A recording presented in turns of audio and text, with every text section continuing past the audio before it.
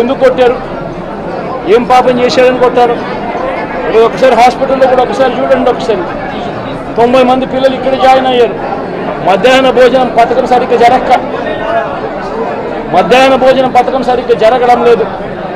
పిల్లలకు కనీసం బ్యాగుల సప్లై కూడా సరిగ్గా జరగడం లేదు. ఇచ్చేటోడు ఎవడు ఇవ్వడం లేదు సరిగ్గా ఏది వ్యవస్థ అనేది ఏది సరిగ్గా జరగడం లేదు.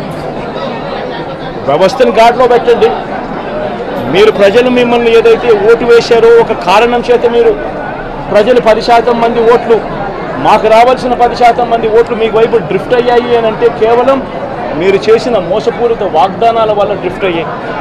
ప్రజలు మీ దగ్గర నుంచి ఎక్స్పెక్ట్ చేస్తూ ఉన్నారు. రైతులు అల్లాడిపోతూ ఉన్నారు, రైతు భరోసా అందక. పిల్లలు అల్లాడిపోతూ ఉన్నారు, పిల్లలు బడులు స్టార్ట్ అయ్యాయి. కానీ తల్లులకు అమ్మఒడి కార్యక్రమం ద్వారా వస్తూ ఉన్నది రావడం లేదు. తల్లులు ఎదురుగా ఆశగా ఎదురు చూస్తూ ఉన్నారు. వాళ్ళని చూసుకోండి. అక్క చెల్లెమ్మలకి ఇస్తామన్నారు నెల 1500 రూపాయలు, అది ఇచ్చే కార్యక్రమం చూసుకోండి. ఇంటింటికి ఉద్యోగం అన్నారు, ఉద్యోగం ఇవ్వకపోతే 3000 రూపాయలు ప్రతి ఇంటికి నిరుద్యోగ వృత్తి అన్నారు. ఆ పిల్లలందరూ ఎదురు చూస్తూ ఉన్నారు.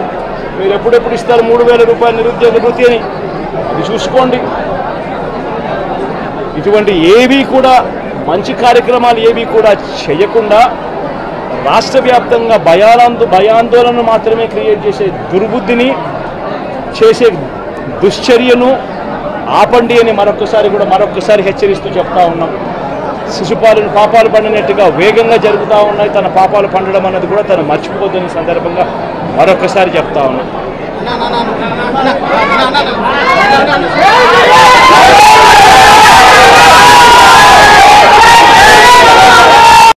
ఈరోజు ఇక్కడ హాస్పిటల్లో ఒక యంగ్స్టర్ బహుశా 20-25 ఏళ్ళు ఉంటాయేమో తన పిల్లాడికి. ఆ 20 ఏళ్ళ పిల్లాడిని ఎందుకు నిర్దాక్షిణ్యంగా కొట్టారో కూడా తెలియదు. కేవలం ఎన్నికల్లో వైఎస్ఆర్ కాంగ్రెస్ పార్టీకి తరఫున ఆయన ఓటు వేశాడని వైఎస్ఆర్ కాంగ్రెస్ పార్టీకి సంబంధించిన కుటుంబానికి చెందిన వ్యక్తిని అతి దారుణంగా కావాలని అదే పనిగా వేంపల్లకు ఒక వెహికల్లో వచ్చి దారిలో పోతా ఉన్న పిల్లోడిని బైక్ ఆపి నిర్దాక్షిణ్యంగా కొట్టి హాస్పిటల్ పాలు చేస్తూ ఉంటే ఏమి సాధిస్తూ ఉన్నారు? ఇంతవరకు పులివెందుల్లో ఎప్పుడు ఇలాంటి సాంప్రదాయం లేదు. ఎన్నో ఎన్నికల్లో చేశారు.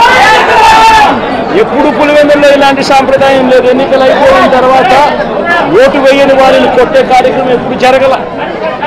రాష్ట్ర వ్యాప్తంగా కూడా ఒక భయాందోళన వాతావరణం క్రియేట్ చేయడం కోసం అని రాష్ట్ర వ్యాప్తంగా ఇదే చేయిస్తూ ఉన్నారు దగ్గరుండి.